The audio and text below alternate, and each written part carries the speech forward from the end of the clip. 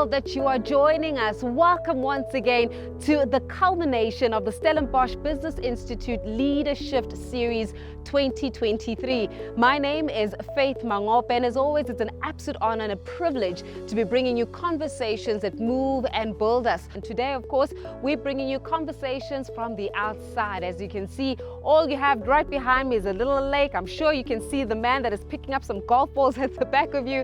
And we're going to be bringing you conversations really about fluidity, the fluidity of leadership, and how is it that we can adapt to changing environments as leaders within our respective organizations and causes. Well, I'm excited to introduce to you our guest for the final episode of our LeaderSHIFT series for 2023. We're joined by the Dean of Henley Business School Africa, Jon Foster-Pedley, as well as the Managing Executive of the Stellenbosch Business Institute, Belinda Knight. It promises to be really a conversation where we get to plug in. Now, as you know, because we do things so differently, Jon Foster-Pedley as well as Belinda Knight are currently with you in the conversation this time around. So if you're wondering why is it that they're plugged in as well, it's because they're right there ready to answer some of the questions that you may have during this particular series. Let's welcome our guests for this one, Jon Foster-Pedley as well as Belinda Knight. Belinda, thank you so much for joining us. I mean, it's been a big conversation regarding fluid leadership. But before we get into conversations around fluid leadership, I want us to tap into the notion of purpose. What do you think your purpose is, and how do you express your purpose? Great, thank you very much. So for me, before I could walk and talk, I think I already knew what my purpose would be. And I'm going to tell a story rather than just telling you about my purpose. So I grew up on a farm, and on the farm I had all these dolls that I used to teach. I used to tell them stories, and I used to teach them all different things about what I considered to be life.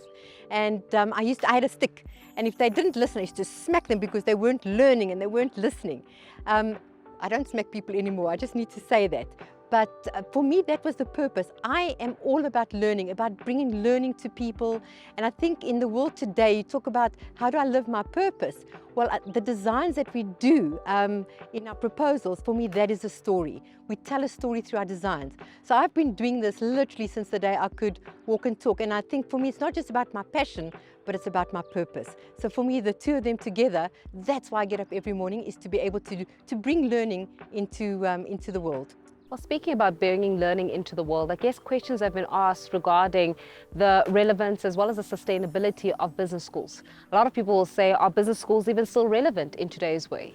Now, first thing is Stellenbosch Business Institute an actual business school?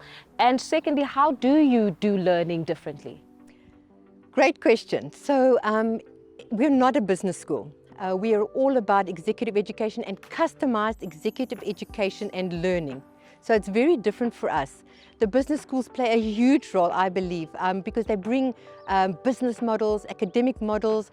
And so in our model, we have a 10, 20, 70% model. And in the 10% is where the business schools live, bringing those models because they anchor the learning. And they're really important. They're like, if you think of a tree, they're like the roots of a tree. So you need strong roots for the tree to be able to grow. But when we think of what we do in customized, is that we then do what we do is facilitate around those models so that we grow the stem of the tree. And tree stems can look very different depending on the context where they are. So for us, that's really what we do. So how do we take those business models, those academic models, and turn them into something that is very practical and that our participants are able to apply? So that's what we do in customized, but there's still a space for business schools. I just believe they need to change possibly the way that they approach the communities, the corporates, the participants, the students, because I think we've now entered a space where they have to be a school for business. That when business don't have the answers, that's where they're going to go. They're going to go to the school for business to find those answers that they don't have. So I absolutely believe that there's still place for them, but I do think that if we look into the future, that this customized executive education and learning is absolutely critical. Belinda, I love what you said regarding the practicality of learning, especially when it comes to business schools. In fact, speaking about practicality, let me bring in Jon into this conversation to join us. Welcome, Jon. You know, Belinda and I were just sharing a little bit about how business schools need to be perhaps more practical and how do we get to do things a little bit differently. From your perspective, I mean, you're the dean right, of Henley Business School. So clearly there's a lot of sustainability and thought behind what you've actually had to do over the years. But how do you see the relevance of business schools being sustained, in your opinion? That's a great question, and I agree with Belinda. I mean, apart from anything else, Stellenbosch Business Institute is a great institution and a wonderful rival for us, and I love working close to them. But coming back to the business school question, I mean, I used to be in corporate for a long time, and my sort of reference point when we're doing education is, would this be useful to me in my organization? Would it help me do something that I can learn in real time and not be a sort of jargon prince and just spending all my time talking about theory and ideas? So I think this question about how business schools should design their programs is so important. One thing I think about business schools, they don't understand how important they are. If you think about changing South Africa, I mean, who's going to make the economy grow? It's businesses. Government sets the conditions, but we have to do the work. And if you can work within business schools to make people more capable, more able to use money better, to create better value for their clients, to be more economic and to be more imaginative of what they do, then clearly the economy is going to grow. And you're going to be able to employ people, you're going to drag people from where they're lost outside the economy back into businesses. They will grow and they will employ more people. But even more important, it's going to give people confidence, because one of the things that's really lacking, I think, in South Africa is this deep confidence that we can, and we really can. And I think that's what business schools need to show people, is that you really can. We're just the catalysts. You do the work. You know, I love the fact that you're speaking about how you do the work, and it's a lot with what Belinda was speaking about being able to be practical in what you do in your everyday life. But speaking about life, let's talk a little bit about your life, because a little birdie told me that not only are you the dean, but you're also a pilot. So every time I kept hearing that, I thought to myself, he's a pilot, do I get a discount for flying? And I kept going round and round and round in circles, and I thought this was my opportune moment. But just talk to us a little bit about some of the other work that you do. Well, not the other work, but the other side of your life. Well, I'm very clumsy, actually, which is probably why I gave up flying in the end, you know. But to be honest, my daughter's a pilot now. I used to be a pilot, and so was my father, and so were my brothers. But my daughter left school, and within weeks, she was doing her flying license, and now she's studying in Scotland. 19 years old, hasn't even got a driving license. So yes, I was a pilot, and it was very important to me. But I learned a lot about thinking through aviation. I learned a lot about being practical through aviation as well. And I think there's quite a good link between medicine, engineering, flying, safety management, and education. I think they all require you to be disciplined in your thought. And if you're not disciplined in those high stakes environments, people crash. In education, crashes happen, but mostly they get hidden away, or you see these universities festering away and doing nothing until they become declared bankrupt, which unfortunately has happened. But really, education institutions need to have the same level of quality, the same level of standards as you would for any really high performance environment, because it's a service environment. You're not doing it for yourselves. You're doing that there to help people. And education attracts people who want to do something in life that makes a difference, especially the best education institutions. And then by working that environment, you know, you must come and do one of our programs. You should. Come and do one of our programs, and you can see how you can actually apply your learning to real life. And not only do you grow in your skills, but you actually grow in yourself. You get to know yourself better, and you get to develop a deeper confidence about yourself and say, well, I can start a business. I can do that.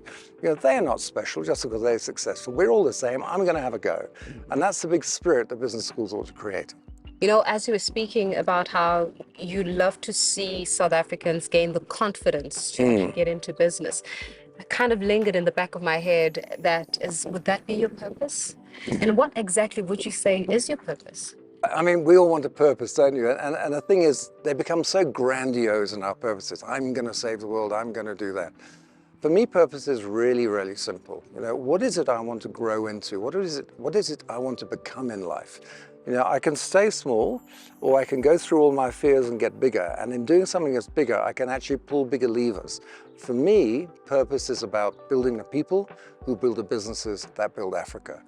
And that's what our purpose is. And everything is secondary to that. When we design something, same as I'm sure Stellenbosch does and Belinda does, you're designing so that people can come and build a business, not talk about it. We don't create great strategy experts, we create great strategists, people who can and do. And that's always messy. and experimental. So you need people to work with that and not be thrown when they get it wrong. You know, when you come out with a sort of expert mentality, you're so scared of getting things wrong that you're kind of have to hide. If you're experimental, you don't mind if you get things wrong because it's all part of the game. And you know that by progressing, you will get better.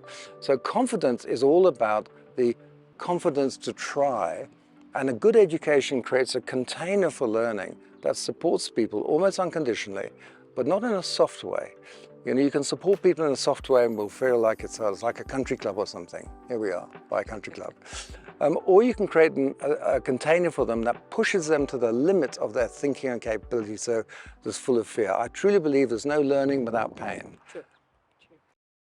You know, it's quite an insightful conversation that we really are having right now. And more than anything else, I think we're going to get into the fluidity of leadership. But more importantly, I love it when we speak about fluidity in leadership. We get to take in the nature, the aspect of nature, and how is it that we can use nature in the form of educating ourselves. So you two, come along with me as we go for a walk through the campus. Well, Jon, I can certainly say we're getting in our steps today, simply because of the walking that you and I are doing throughout the campus alongside Belinda. But I love the fact that we're just under this bridge, and you were calling it the bridge between hope and reality. Absolutely beautiful. And in fact, speaking about hope and reality, let's talk a little bit about the reality of technology. And in this particular disruptive future that we're in, how then do we start embracing technologies, particularly AI, in education modalities? How then do we start utilizing it? Because oftentimes, education modalities see AI or technology as not only disruptive, but quite threatening, actually, if we're not ready to take it on. What's your thought on that? I often remember, you know, when the books first came out, people said, books are dangerous, they're going to destroy the family. Then TV. And then, of course, for the kids with the phones. And then, of course, all the changes are going to destroy something. It's called the printing press, Luddites.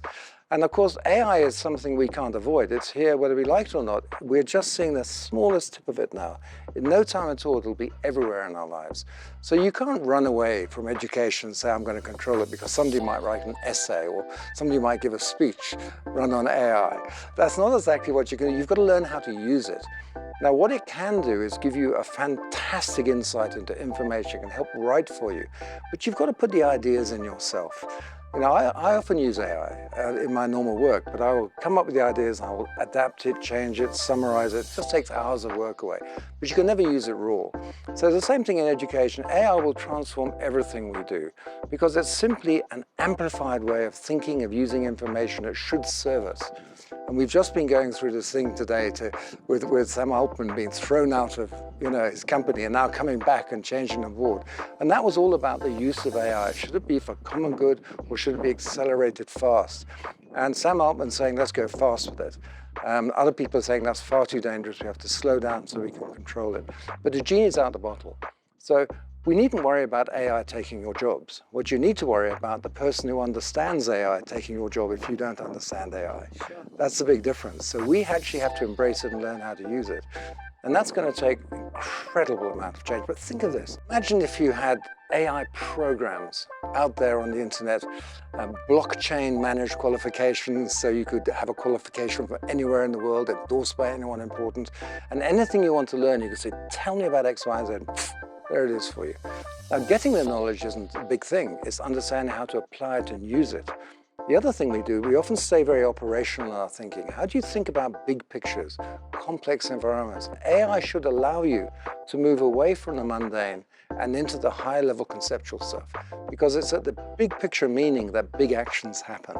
You know, the stories. Very soon, AI will be able to tell stories that are too difficult for us to differentiate from real. Political manifestos, religious tracts, manuals for this, novels, books. We'll never know the difference. So what do we do in ourselves to make us able to use AI rather than AI using us? And for that, you've got to stay current, and you've got to stay grounded. You've got to have a strong set of values, and you've got to learn to differentiate between everything that attracts you, like all that's glittering out there, and stuff that really matters. What matters to your kids? What matters to your family? What matters to society? What's the quality life about? And AI should allow us to do that. And educators need to go beyond the syllabus into what life is, and how we build societies and how we build economies. Now, AI will help us do that, and will also give us more leisure. if you're lucky. I love what you were saying a little bit about more leisure, being able to have us look at the world through a bird's eye level as opposed to be stuck within the mundane. However, it also speaks significantly to how we as leaders adopt this technology, adopt this forever changing landscape. We'd love to gauge your thoughts regarding fluid leadership. What's your interpretation of it? Well, I often, when I'm trying to define something, I define the opposite. What is rigid leadership? A rigid leadership is going to stop you doing things. You're going to have one idea, and when the tides come and the change, you're not going to be able to move. Classic strategy says, that's my goal, and I'm going for that. But in real life, things change. There was a famous businessman who said, make reality your friend. And I think you have to make reality your friend. So you have to be fluid, because that goal might, in 6 months' time, be wrong again. You might need to move it there. Then you have to be adaptable. You have to understand how you could rethink, change, understand the movement around there, and create something that's even more valuable in a new context. Now that means as a leader, you can't be overly rigid. You know, I often say, how much of me, how much of you is welcome at work? And if it's just the compliant person, the one who is doing what they're told, and not the one who's able to bring creativity and innovation to work, you're going to have quite a rigid organization. So you need to have leadership that's fluid. But you also, if you're going to do that, you're going to have to believe in people. And you're going to have to manage people through values, not through rules. There's a famous expression that says that rules are for the obedience of idiots and the guidance of the wise. I don't think it's true, but nonetheless, there's an element of truth in that, yeah. You know, I love the backdrop that we're standing against, being able to see just nature and just be able to wonder the most beautiful part of nature. But one thing I think that we can all do as human beings, certainly as you and I are taking this walk alongside Jon, Belinda, is how we are able to learn from nature and education, and how we're able to let nature educate ourselves.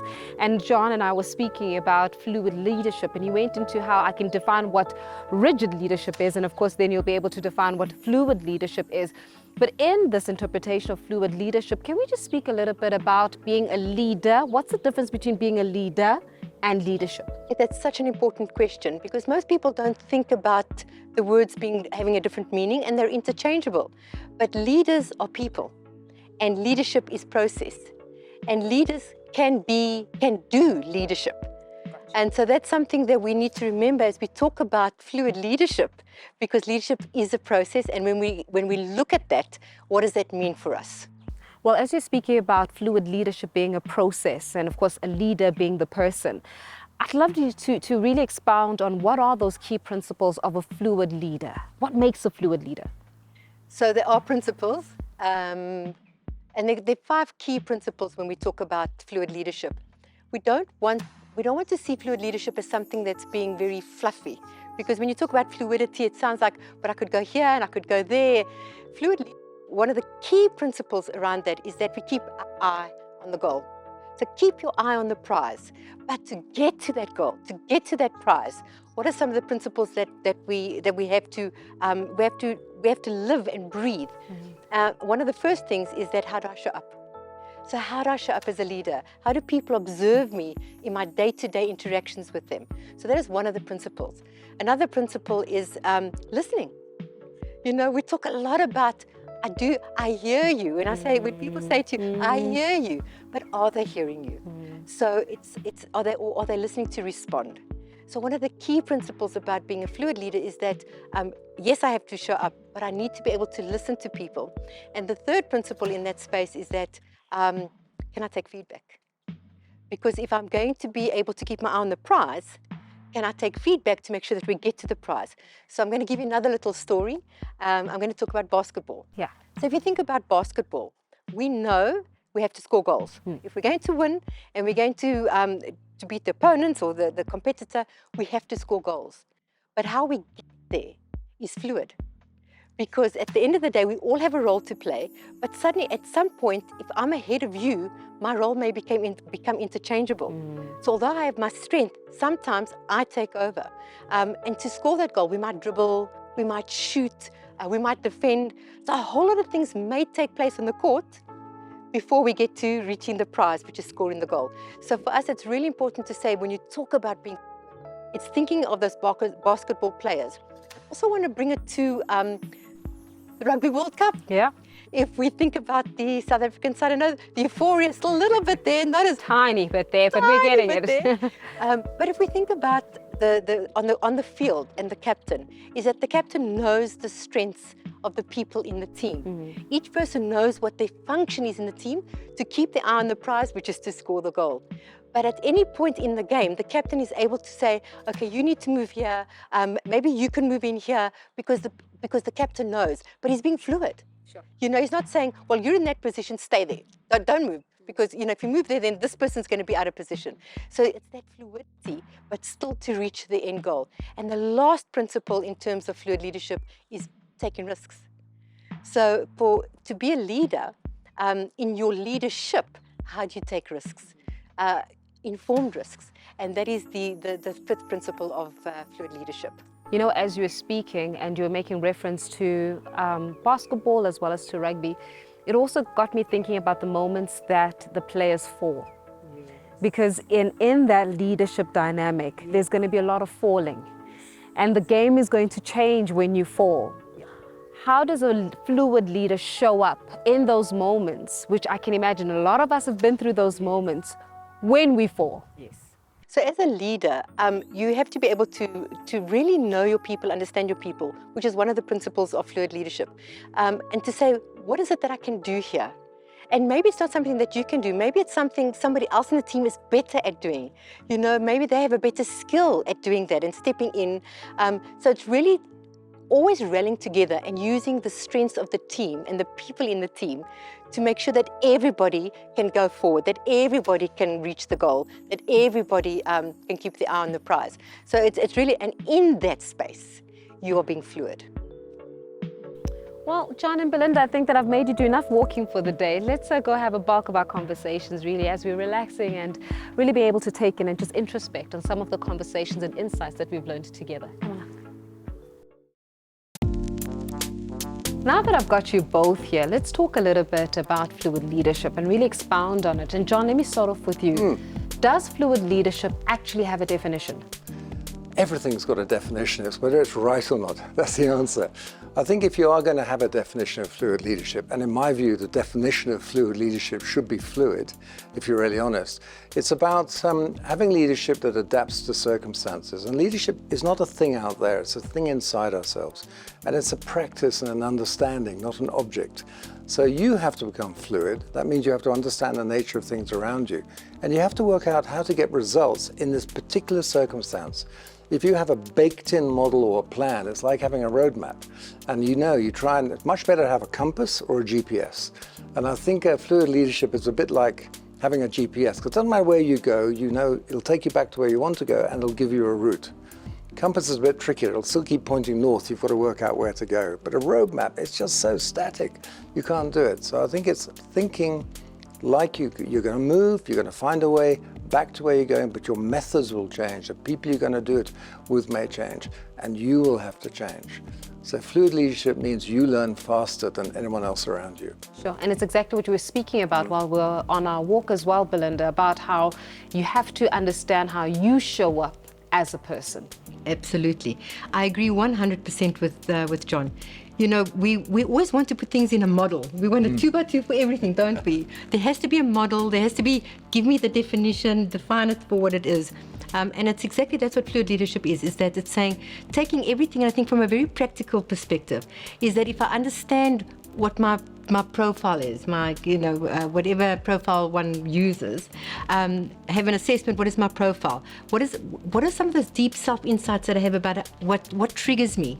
You know, when we look at the neuroscience, is to saying, what is the thing that ignites me? What is the thing that triggers me? And when you start to bring all of that together in a context, am I able to adapt? Am I able to shift? Which is really important because I need to have the impact that I want to have. And it's really about exactly that, being the rather having a GPS. I always say to teams is that if we're traveling from here to Cape Town, at least we know we're going to Cape Town. But we're on the road and suddenly the road is closed and we have to do a detour. That's being fluid. And that's what we talk about being fluid leadership. You're going to come back onto the road at some point because you still have to get to Cape Town, but you are going to detour and you're going to go off the road. And that, for me, is what fluid leadership is about. Well, I can imagine a lot of us that are listening into this conversation and the audience is sitting and having a moment of reflection on, am I fluid enough as a leader, or even am I fluid as a leader?